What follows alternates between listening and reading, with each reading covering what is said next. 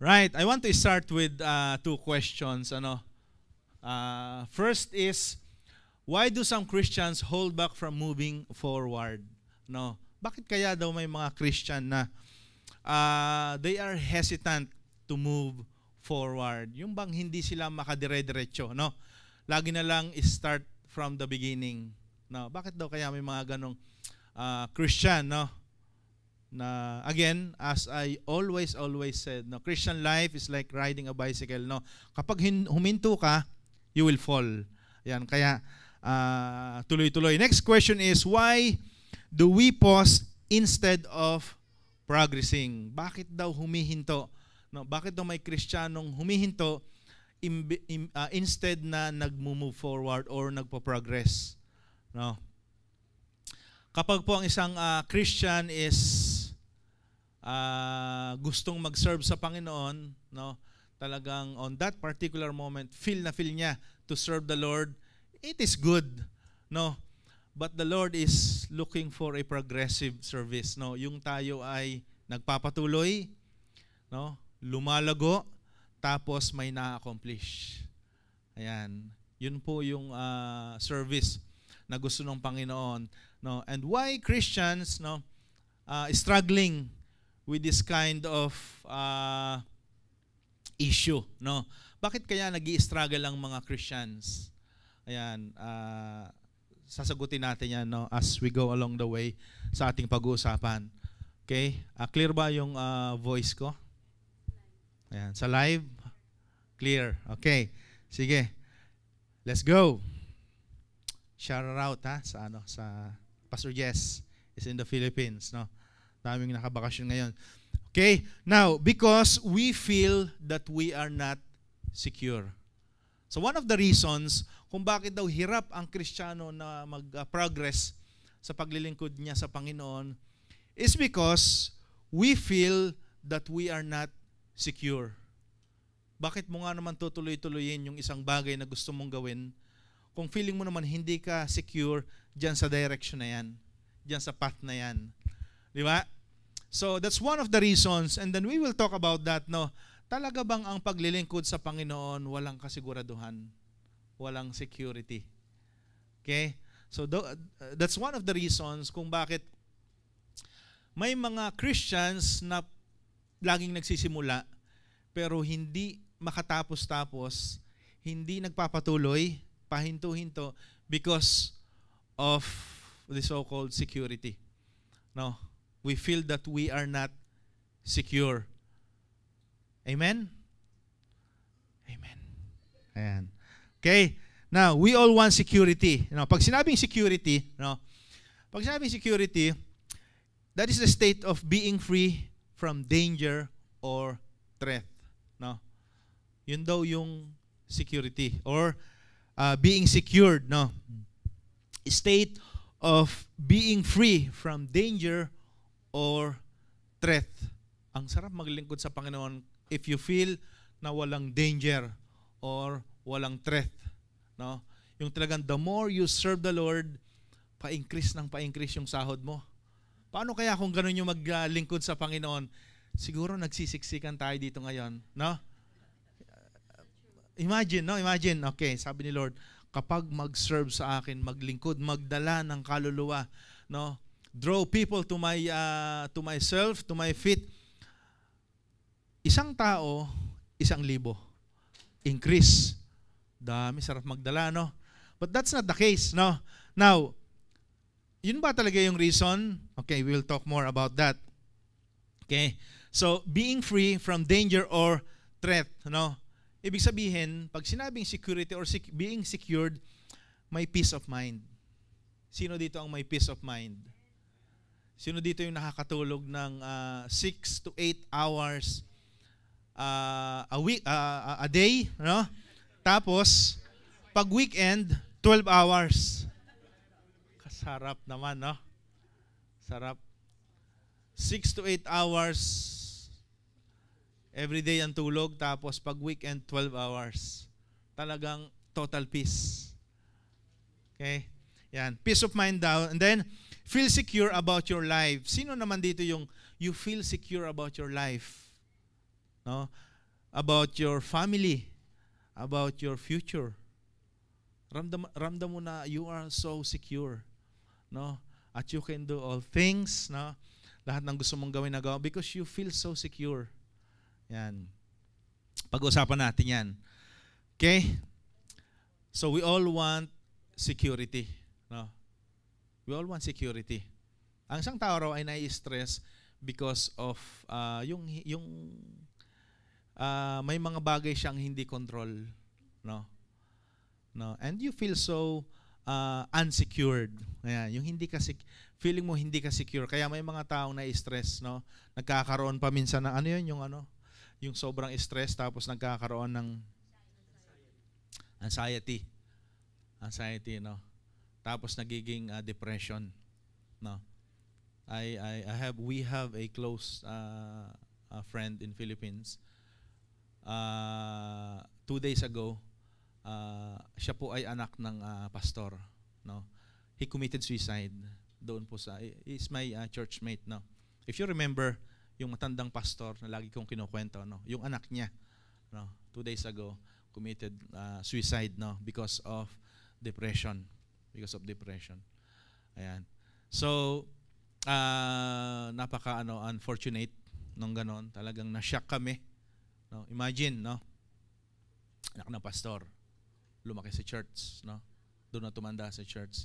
But it happens, no? Why? Kasi po, we are all subject doon sa mga ganyang bagay, no? No? At hindi tayo ini-spare ng kaaway. Sa atin nga siya nakafocus, no? Ayan, parang yung sinabi ni Pastor Juby kanina, ano? Kapag yung kanyang na-experience, no? Yung kanyang preaching, sabi niya din siya yung unang tinamaan, parang siya yung tinest, no? Ayan, so we are not exempted sa mga ganyan. And a matter of fact, no, tayo po ay subject, no? Tayo yung main subject ng kaaway sa ganyan. So if you feel na ikaw ay hindi secured, no, sa paglilingkod sa Panginoon, that is one of the attacks of the enemy. So we all want security, no? And people tend to get their security from, kadalasan, saan kinukuha ng mga tao yung kanilang security? From money. Di ba? The more money you have, the more secured you are. Dami kong pera. Secured ako nito.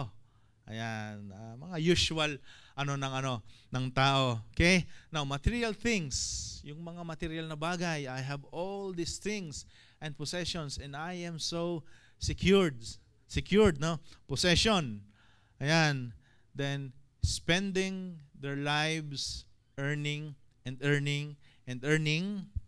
They thought that yun yung nagbibigay ng security sa kanila. Okay, I want to start with this verse, no? 1 Timothy 6:17. Command those who are rich in this present world.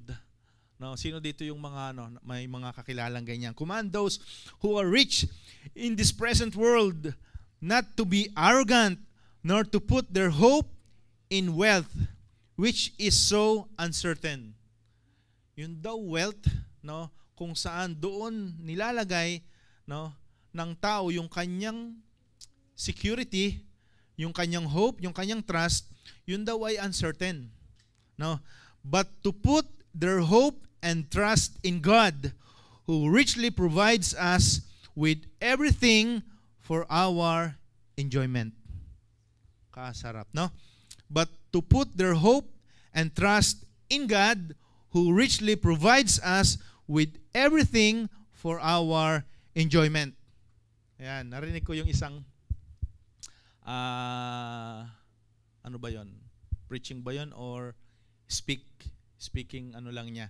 No, sabi niya, ang mga tao daw ngayon nakakaranas ng paranormal activities, no?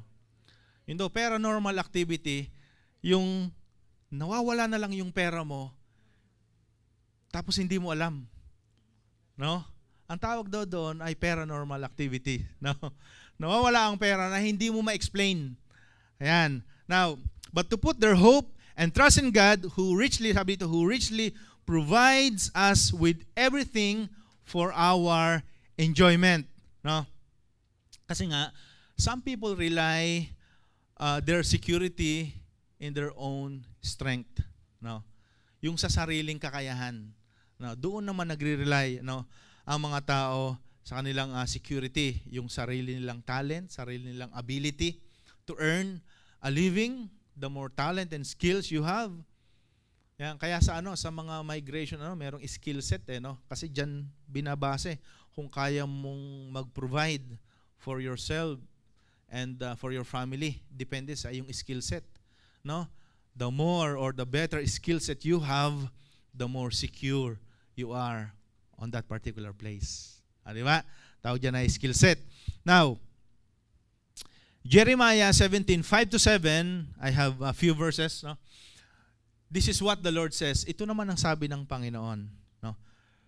Cursed is the one who trusts in man, who draws strength from mere flesh, and whose heart turns away from the Lord. That person will be like a bush in the wastelands. Imagine the bush. Kung ikaw ay pupunta ng Al-Ain, makakakita ka ng desert, tas meron dong nakatumpok na grass, no? Para daw ganyan yung tao na nagtitiwala sa kanyang sariling kakayahan, no? The person will be like a bush in the wastelands. They will not see prosperity when it comes. They will not see prosperity when it comes. Are we seeing prosperity when it comes? Parang hindi natin namalayan, nagkaroon pala ng prosperity, no? And then, they will dwell in the parched places of the desert, in a salt land where no one lives. Verse 7, but blessed is the one who trusts in the Lord. Mapalad daw, or pinagpapala, yung tao na nagtitiwala sa Diyos, whose confidence is in Him. No, yung confident tayo sa Panginoon. So we will take a look, no. Security. Ang security daw pala is makukuha natin doon sa confidence natin sa Panginoon. And that is the real security that gives me this title, no. God's faithfulness is our security. Ayan. Yun daw, faithfulness ng Panginoon, that is more than enough for us to feel secure. Kahit pa ibigay mo lahat ng pera mo, ibili mo ng balot, no? That's fine. Why? Because your security, no, hindi nakabase doon sa lahat ng pera sa account mo. Your security, no, is in God's faithfulness. Amen? Dahil si Lord ay faithful, we are secured. Ang ganda ng illustration. Now, we will read Psalms 91, the illustration of, yung nasa picture, yung, ano ba yun, eagle. Ano? So, tapos nasa ilalim. I will read the verse first for us to fully understand. Psalm 91, whoever dwells in the shelter of the Most High will rest in the shadow of the Almighty. I will say of the Lord, He is my refuge and my fortress, my God in whom I trust. He is my refuge and my fortress. When you say refuge, no, nung panahon po ng Old Testament, yung mga Hudyo, kapag ikaw ay hinahabol, no, at ikaw ay nagpunta sa isang refuge, no, it's like asylum. Hindi ka na kayang galawin. Kung sino man yung nation na humahabol sa iyo, kapag napunta ka doon sa refuge na yon, no, parang dito sa mga countries, if you are under political you are under persecution politically, you can get asylum from other countries, di ba? Kapag nag-grant ka ng asylum, hindi ka pwedeng galawin ng bansang humahabol sa iyo. No? That is the meaning of refuge and my fortress, my God in whom I trust. Surely He will save you. Next is, from the fowler's snare and from the deadly pestilence, He will cover you with His feathers. Ni-research ko nga yung eagle paano niya pinoprotektahan yung kanyang mga chicks, yung kanyang mga maliliit na inakay. No, even snow, no, that will last for months, andun lang siya. Sometimes it took their life, no, para lang maprotektahan yung kanilang mga inakay, no, hanggang sa minsan na-frozen na sila, pero yung mga inakay nila safe sila hanggang sa matapos yung winter. Ayan. And sabi doon, He will cover you with His feathers, and under His wings you will find refuge. Amen? So kaya we understand that illustration. His faithfulness will be your shield and rampart. Ayan. Yun daw kanyang faithfulness, yun yung ating shield. If you understand the faithfulness of God, you will feel secured. Man, if you understand the faithfulness of God, ikaw ay magkakaroon ng peace of mind at ikaw ay makakapagpahinga. Ayan. Ikaw ay makakapag-rest. Yung rest na, yung pag binigkas mo yung word na rest, yung rest. Di ba?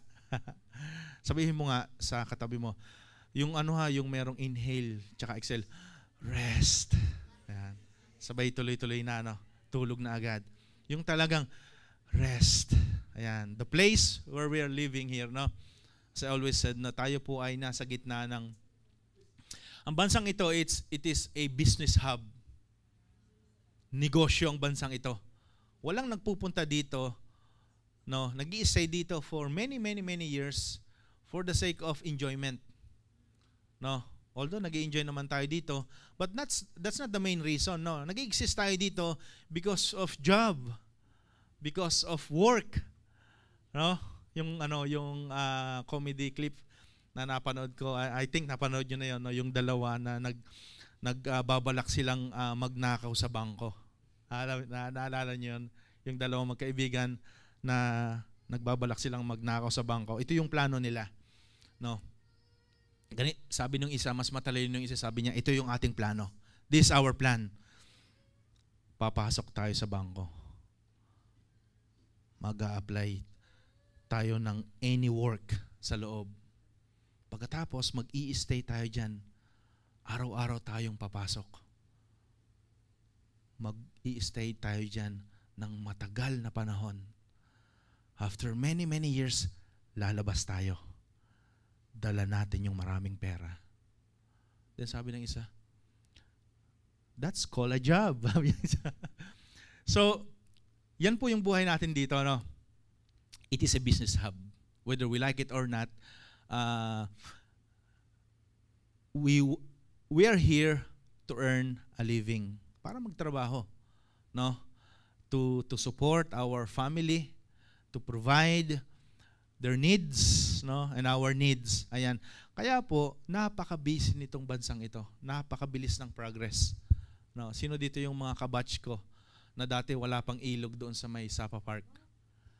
Nagtaka sila, Pastor Mark. Nagtaka sila, walang ilog pa dati sa Sapa Park. Pinakamalaking park yung Sapa Park.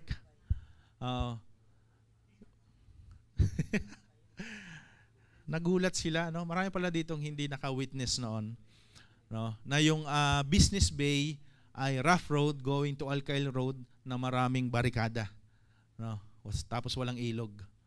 Ayan, tapos napakalaki ng Sapa Park. Ngayon, konti na lang yata yung Sapa Park Ano? Ayan, hindi nyo alam, no? So, now, napaka-busy po ng lugar na ito, no? People are so busy, no? Sa lahat ng mga ginagawa nila, no? Different businesses, construction field, manufacturing, no? Ayan, and so on and so forth. Ayan. So now, kaya ang mga tao po dito, maraming iniisip. Ang daming iniisip, lalo kapag busy ka sa work, no? Pagpasok mo sa umaga, maya-maya hapon na, hindi mo pa natapos yung task mo. Umaya uwi na. Kinabukasan, doble na yung trabaho mo kasi hindi mo natapos yung task mo. Kasi nga, people are so busy. Ang dami nating iniisip. We are loaded with many things. No. Now, ito yung gusto ko yung niya, yung Tagalog version para talagang may diin, no. This is the Tagalog version. No, Awit 91 verses 1 to 4. Ang Diyos ang mag-iingat sa atin. Sabi dito, siyang naghahangad ng pagkupkop ng kataas-taasan ay nananatili sa pagkalinga ng makapangyarihan. Right? Ay makakapagsabi kay Yahweh, muog at kanlungan, ikaw ang aking Diyos, ang Diyos na tangi kong pinagtitiwalaan. Sa panganib at bitag, ikay kanyang ililigtas. At kahit anumang matinding salot, ay di ka magdaranas. And the last one, lulukuban kanya sa lilim ng kanyang malapad na pakpak at sa kalinga niya ay palagi kang nakakatiyak. Iingatan niya at ipagsasanggalang pagkat siya'y matapat. Hallelujah. Pagkat siya'y matapat. Amen?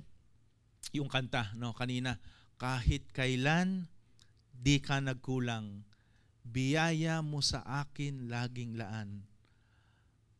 Ang pag-ibig mo. Okay. So i-record ko na lang din, i-send ko sa sa group chat, no. Now, and that is our God, no. Yun po yung ating Diyos. No, kung husky lang yung boses ko katulad ni Pastor Jobs, tapusin ko 'yon. Pero hindi husky yung. Alright? So, yung pong psalmist, no, na sumulat nito, no, alam na alam niya yung importance and benefits of trusting the Lord. Imagine those highlighted words, no. Pagkupkop, alam na alam po niya yung pong benefits, no, ng pagtitiwala sa Panginoon. The benefits of trusting God. Una, pagkupkop, pagkalinga, kanlungan. Ang sabi doon, lulukuban, no, ipagsasanggalang. Those are the benefits of trusting God. Is it security? It is more than security, no? If you feel yung pagkupkop ng Panginoon, yung pagkalinga, kanlungan, yung lulukuban kanya, ipagsasanggalang kanya, is it not security? That's more than security. Amen? Ayan, and it leads me to 2 points. No, don't worry, dalawa lang po yung yung points ko. Mabilis lang 'to. Una is God's faithfulness is our security to choose not to worry.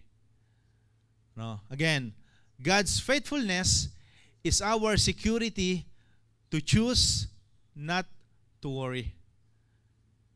Sapat na po 'yon para hindi tayo mag-worry. Sapat na po 'yon yung reality na si Lord faithful. Amen?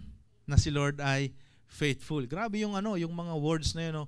Pagkupkop, kukupkupin ka ni Lord. Pagkalinga, kakalingain ka ni Lord, no? Kanlungan, pwede mo siyang maging kanlungan, kublihan, lulukuban ka niya. It means po protectionan ka niya, no? Ipagsasanggalang ka niya. What else? Ano pa yung hinahanap natin when it comes to security? That's why the first point is God's faithfulness is our security to choose not to worry. Yan. Pwede nating sabihin sa sarili natin yan, ano? God's faithfulness is my security to choose not to worry. No, I'd rather choose the word to choose, no? Because it's our choice. No, worrying is our choice, no? Yan. Amen? Parang yung iba gusto pa rin mag-worry. Sige na nga, kung gusto pa ng ibang mag-worry. No, yan. It's our choice to worry. Ayan. 1 Peter 5:7, sabi dito, cast all your anxiety on Him because He cares for you. No, because He cares for you. No, anxiety means, ano yung Tagalog ng anxiety? Anxiety. Anxiety, kabalisahan. Ayan. Anxiety means kabalisahan, no? You are not in control. No? You are not in control. But praise God, He is in control. Diba? So why we should worry? No, nagwo-worry tayo kasi wala naman talaga tayong control. No? But praise God, God is in control. Ayan. Sino dito yung remember or memorize yung Matthew 6:33? No, di ba? Matthew 6:33. For God so loved the world. Matthew 6:33. Okay. Now, Matthew 6:33, if we will read yung pong complete thought or context ng Matthew 6:33, no? Yung seek first the kingdom of God and His righteousness, and all these things, no, will be added unto you. Idadagdag ni Lord. Basahin po natin yung complete thought niya at saka yung context, and see paano tayo idadirect ng Panginoon, no? Matthew 6:25 to 34. Basahin ko. Ang title po is Do Not Worry. No, actually it talks about worry. Yung pong verse na yan, seek first the kingdom of God and His righteousness. Now, the first question is, bakit kaya may mga Christian na hirap magpatuloy? No? Bakit kaya may mga Christian na hirap mag-progress? Pahinto-hinto lagi ng paglilingkod sa Panginoon. Very active, biglang maglalaylo. No? Biglang hyper, biglang loper. Ayan. So, bakit kaya may mga gano'n, no? Joke lang yun, ha? Hindi yung ano ba? So, bakit kaya may mga ganyang Christian? Now, it talks about seek first the kingdom of, it talk about serving the Lord, di ba? It talks about serving the Lord. But how you will serve the Lord if you are so insecure? Let me read this. Therefore, I tell you, do not worry about your life. Huwag ka raw mag-worry sa buhay mo. What you will eat or drink, or about your body, what you will wear. No, meron bang nagwo-worry kung anong susuotin niya? Kasi sikip na, no? Hindi dahil ubos na yung mga damit, kasi magandang worry yun, ha? Yan. What you will wear. Is not life more than food, and the body more than clothes? Yan. Look at the birds of the air. Look at the birds of the air. They do not sow or reap or store away in barns, and yet your heavenly Father feeds them. Hindi naman sila nagtatanim. Wala naman silang imbakan ng kanilang pagkain. Walang barns, no? And yet your heavenly Father feeds them. Hindi nga sila nagwo-worry, sumisipol-sipol pa eh. Di ba? Are you not much valuable than they? Sino po dito yung naniniwala na you are more valuable than birds? Ano? Yung iba parang hindi pa rin sure eh. Ano? Parang mas valuable sila, PJ, yung mga birds. Okay.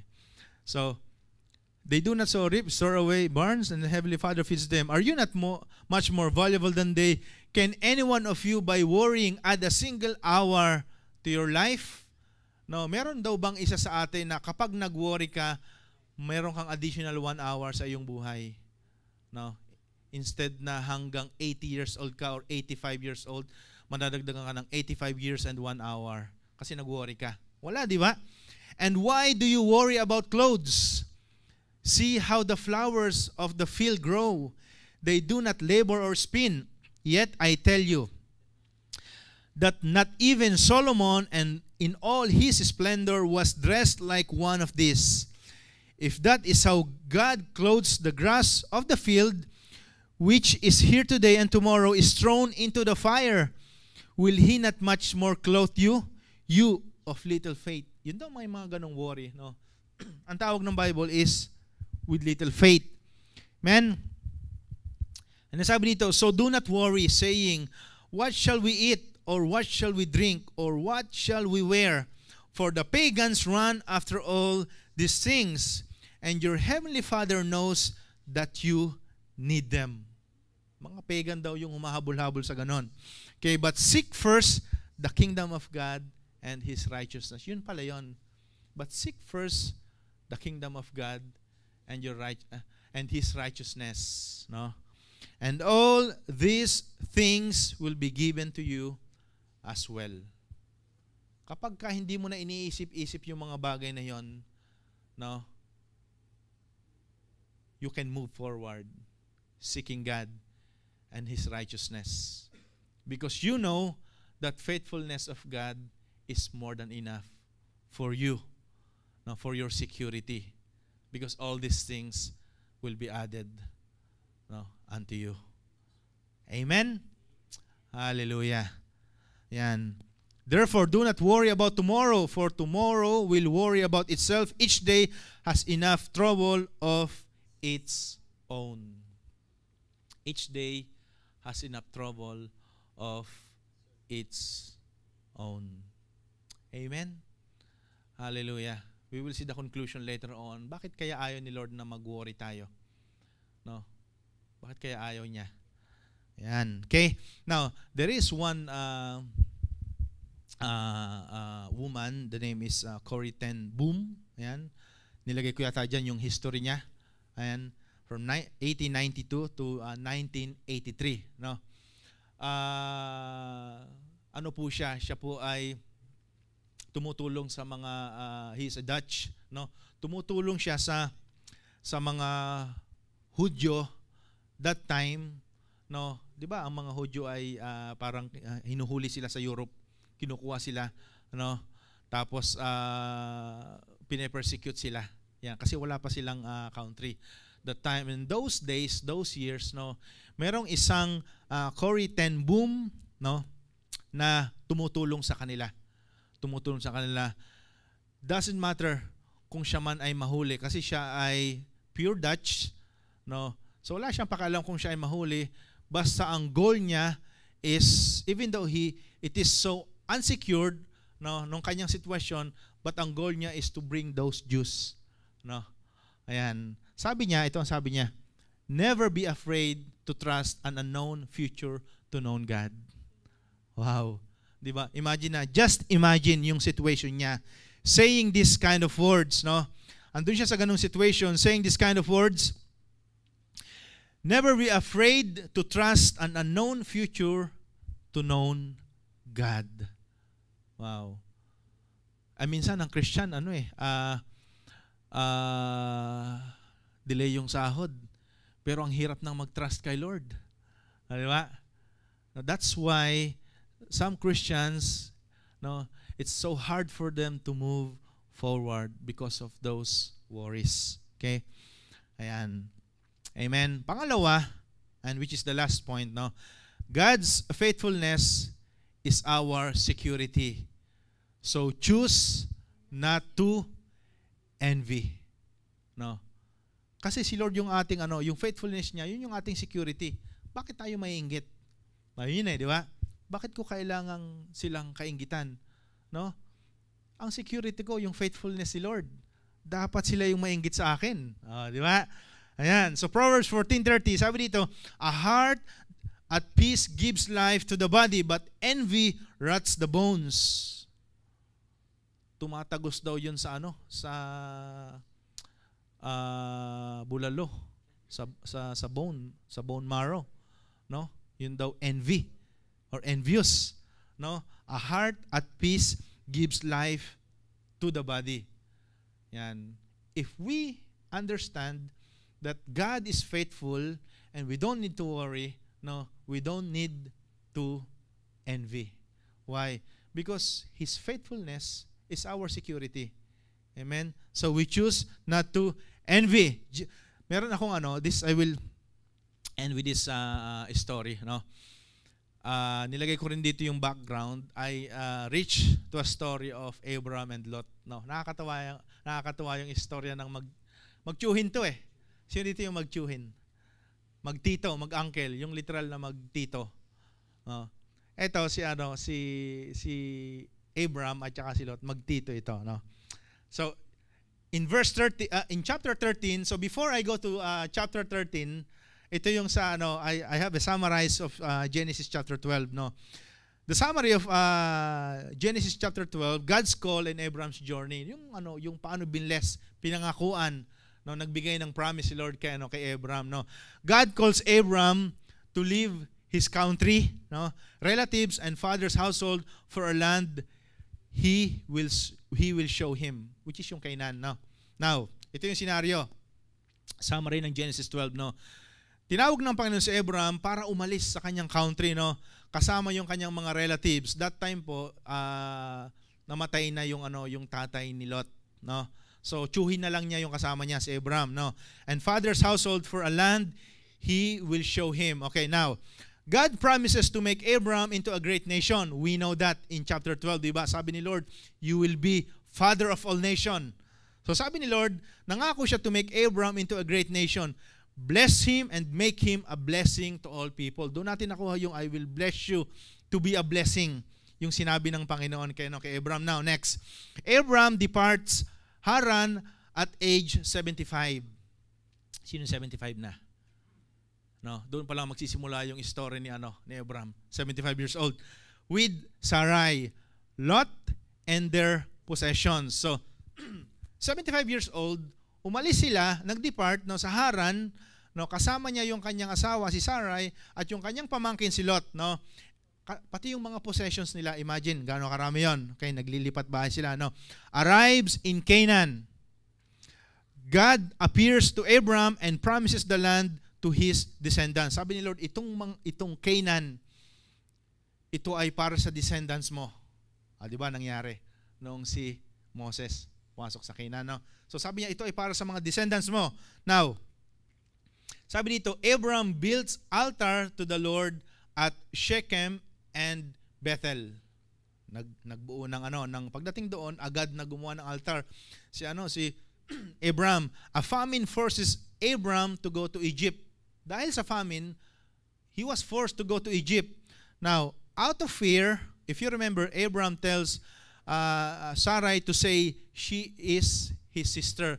Sabi niya, baka makita ka ng Pharaoh, matipuhan ka ng Pharaoh. Sabihin mo, sister lang kita ha, brother mo lang ako. So pagpasok natin doon, ang tawag ko sa iyo, sis, dito tayo. Bro, ganyan ang scenario.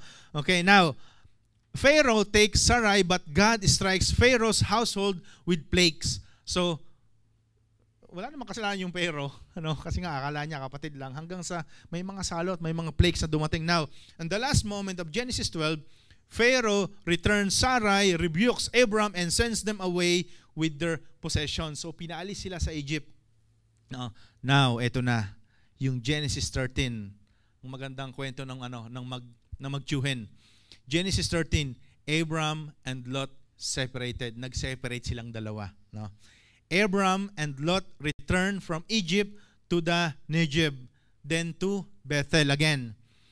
Both have large flocks and herds. Sa tinagal-tagal ng panahon, yung kanilang mga alaalaga, yung kanilang flocks at herds, dumami na ng dumami. Napakarami na. Causing disputes between their herdsmen. Yung mga tagapag-alaga, nag-aaway-aaway na. Sa sobrang dami ng kanilang mga herds at saka mga flocks, itong mga baka ko, binilang ko kahapon, 25,000 to But ngayon, 24,999 na lang. Yung sa iyo, ganyang away. Sa dami ng kanilang mga possessions, sa dami ng herds and flocks. Yun yung scenario, Now, nag-propose Abraham, a peaceful separation, allowing Lot to choose first. Ito, basahin ko yung verses para mas maunawaan natin. Genesis 13, 8-12. So Abraham said to Lot, let's not have any quarreling between you and me. Huwag na tayo mag-away, pamangkin. Or between your herdsmen or herders and mine, for we are close relatives. Magtiyuhin naman tayo. So wag tayo mag-away.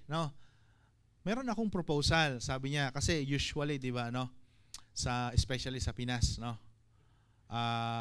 mga magkakapamilya, may mga cause of may mga nagkakaawayan diyan Yung alam niyo yung panglagay sa ng mga lupain. Anong nakasulat doon? PS, Ang meaning daw talaga noon is pag-aawayan soon. Yun daw talaga yung meaning noon. So parang ganun yung yung nangyayari kay Lot at saka kay Abraham. Now, ito may proposal si Abraham. Sabi niya, is not the whole land before you? Let's part company. If you go to the left, I'll go to the right. If you go to the right, I'll go to the left. Ganito ang gawin natin, pamangkin, Kasi nga nag-aaway tayo, lagi tayong nagkakabanggaan. Pati yung mga tao natin, may mga dispute na, hatiin natin yung land. Hatiin natin yung land, Kung gusto mo sa left, doon ka sa left. Sa akin ang right. Kung pinili mo ang right, di doon ka sa right, doon naman ako sa left. Ayan. So may magandang proposal. Now, ito. Lot looked around and saw that, Lot looked around and saw that the whole plain of the Jordan toward Zoar was well watered, like the garden of the Lord, like the land of Egypt. Nakita daw ni Lot na yung toward Zoar, no, napaka well watered niyan. If you will take a look doon sa, kung may map doon sa likod ng Bible nyo, yung bandang Jordan, yun yung lugar na yon, no? No, well watered like the garden of the Lord. Para daw siyang Garden of Eden. No, siguro narinig niya ang kwento about garden. No, yun ang nakita niya, no? Parang Garden of the Lord, like the land of Egypt. Yung pinuntahan nating bansa na napakayaman, parang ganon, no? Sabi, this was before the Lord destroyed Sodom and Gomorrah. Yun yung before that. Ganong kaganda, no? Yung Sodom and Gomorrah, no? So Lot chose for himself the whole plain of the Jordan and set out toward the east. Now, here's the thing. Pinapili ni Abram si Lot. Siya muna mauna. Pamangkin, pumili ka kung anong gusto mo. Gandang proposal, no? Ganda, yun yung maganda kapag may mga generational wealth, no, na pag-aagawa yung panganay, sabi niya, kapatid or pamangkin, alin dyan ang gusto mo, piliin mo kung alin yung gusto mo. Yung matitira sa akin. Magandang ano yun, no? So yun yung ginawa ni Abram. Now, so Lot chose for himself the whole plain of the Jordan and set out toward the east. The two men parted company. Abram lived in the land of Canaan, while Lot lived among the cities of the plain and pitched his tents near Sodom. Ang pinili ni Lot, yung well-watered place. No? So allowing Lot to choose the best, no, ng well-watered Jordan Valley, yun yung inallow ni Abram para piliin ni Lot, no. Regardless of where he settles, Abram's security was not in the place. Why? Ito, ganito yung concept. Sabi ni Abram kay Lot, pamangkin, iho, hatiin natin to kasi may dispute na tayo. Left or right, bahala ka. Pero bago mo piliin, mag-inspection ka muna. So nag-inspection si Lot, no? So sinilip-silip niya, no? Ganda dito ah. May lake, well-watered. May mga hamog-hamog sa umaga, no? Ang daming mga shelter. Tapos dito sa isa, parang medyo barren, parang medyo ito yung pipiliin ko. So pinili niya Now, if you are Abram, anong gagawin mo? Siya ba yung una mong papipiliin, si Lot? Or ikaw muna ang pipili? Ako muna. Ako yung matanda eh. 75 years old na nga ako eh. Di ba? Ako muna. Kaya lang, sa chapter 12, may pinangako ang Panginoon sa kanya. No? Doon niya nilagay yung kanyang trust at yung security. No? Regardless kung anumang lupain yung matitira sa kanya, kung piliin man ni Lot yung napakagandang well-watered Jordan Valley, ang pinili ni Lot, I don't care. My security is not on that place. My security is with the Lord. Amen? Why? Because he received the promise of God doon sa chapter 12. I will bless you to be a blessing. You will be the father of all descendants of many nations. Amen? Can we do that? No? Na ang security ko ay wala dyan sa mga material na bagay na yan, no? My security is with the Lord. Amen? Because our God is a faithful God, no? His faithfulness is more than enough. No? Palakpakan natin ang Panginoon. Wow. Di ba nakakabilib ang Panginoon? Amen? And that sorts of reminds us, no, kung saan natin ilalagay yung ating tiwala. Amen? Kung saan natin ilalagay yung tiwala. Regardless of where he settles. Ayan.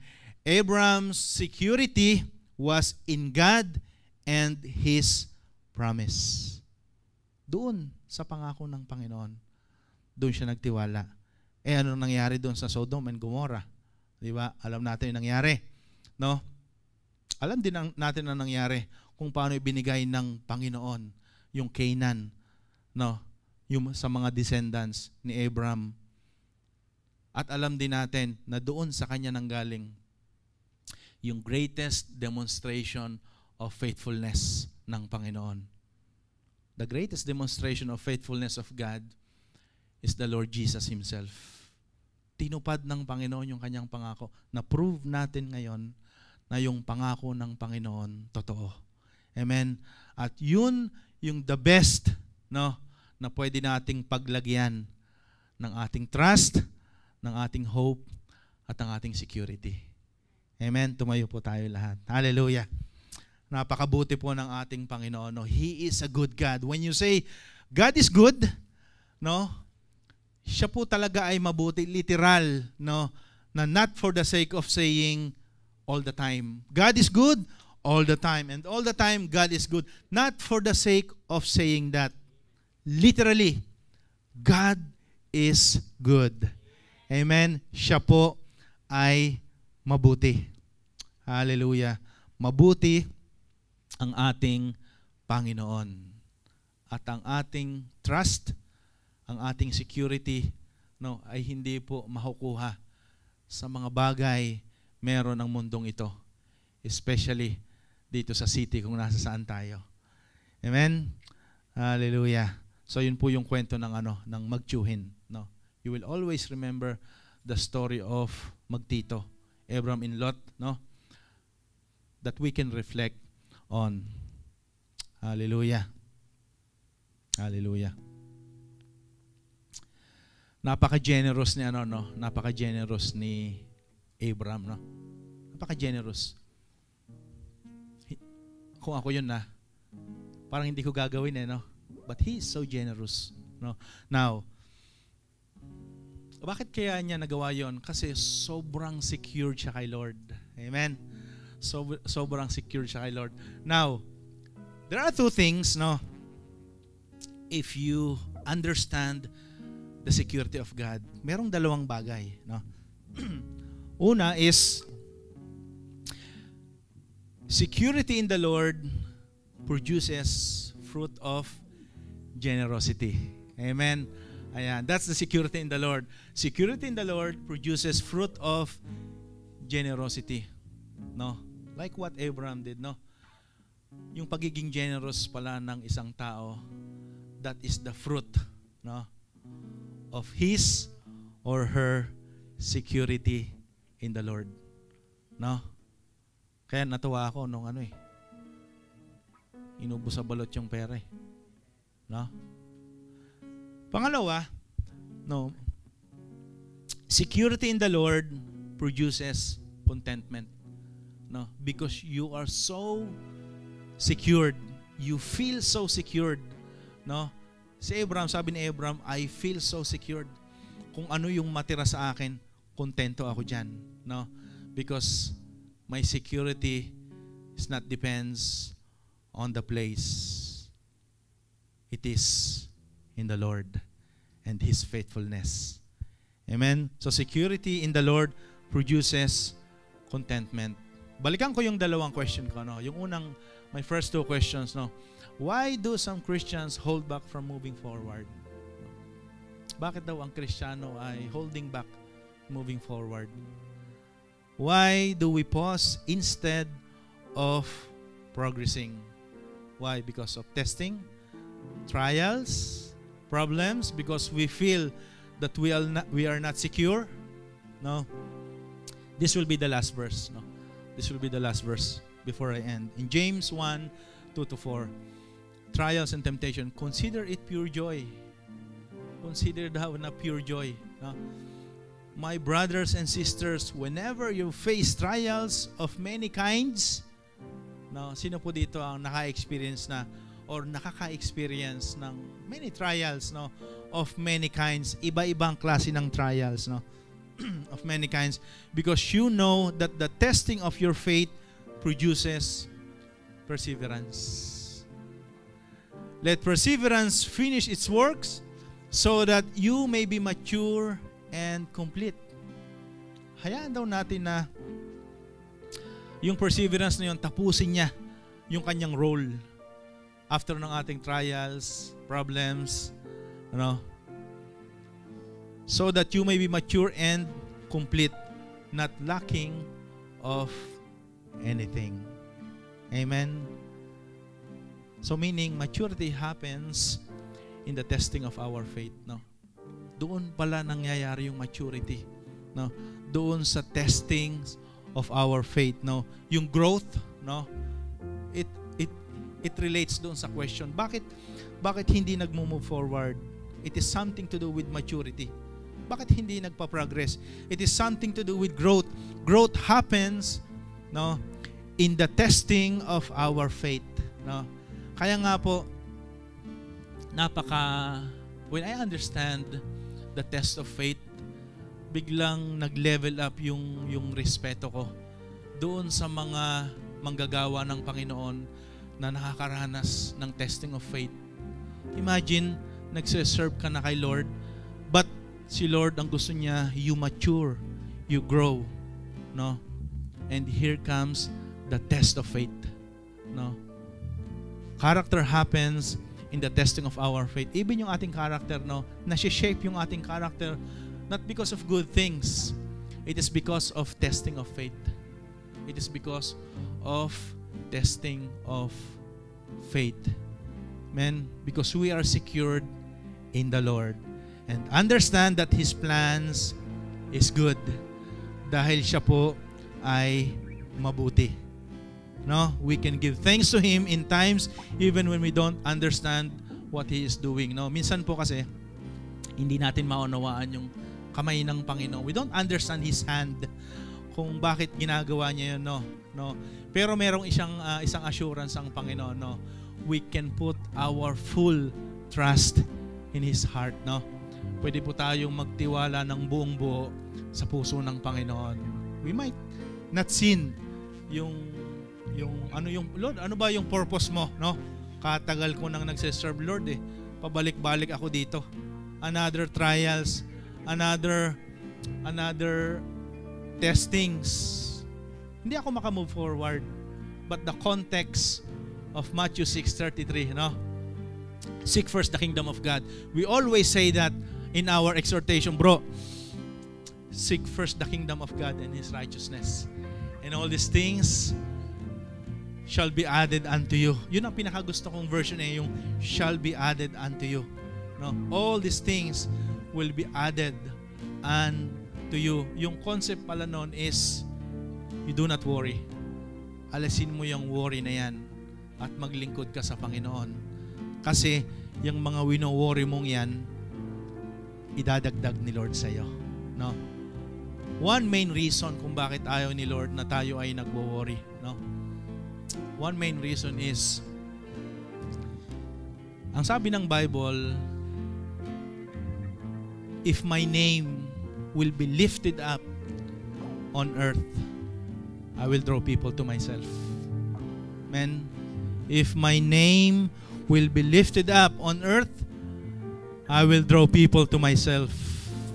Christians, because of worry, nag-i-struggle ang Christians, because of worry, and they cannot move forward bringing these people sa paanan ng Panginoon because of the so-called worry.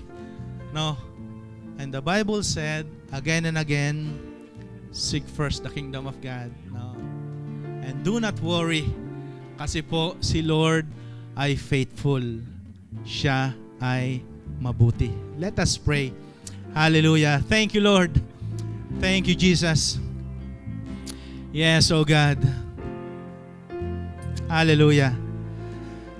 Lord, we've been struggling many times in our Christian life, Lord God, especially in serving you, Panginoon. Many times, Lord God, we've been experiencing, Lord, not only worries, Lord God,